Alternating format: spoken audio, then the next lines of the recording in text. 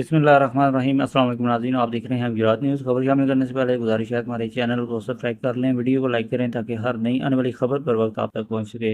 नाज़रीन, एक अफसोसनाक खबर आपके साथ शेयर करने जा रहे हैं गुजरात की तहसील सराय आलमगीर से।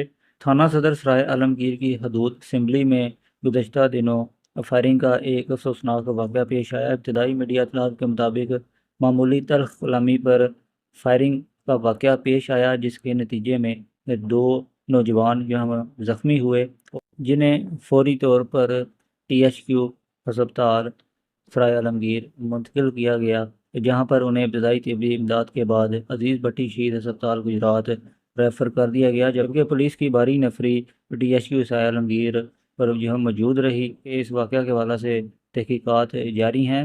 जबकि मीडिया पर मज़ीद ये बात सामने आई कि मुस्लिम लीग काफ के मरकज़ी रहनुमा चौधरी वजाहत हुसैन के करीबी साथी राजा अंसर, जिनका ताल्लुक़ असम्बली से है, उनके साहबजादे और उनके भांजे पर ये फायरिंग का वाक़या जो है वो पेश आया। और जिसके बाद जो है चौधरी मूसा लाही के सेक्रेटरी जो हैं वो भी जो है वहाँ पर अयादत के लिए पहुँचे और उनसे जो है वो तमाम तर ताउन की यकीन दहानी करवाई।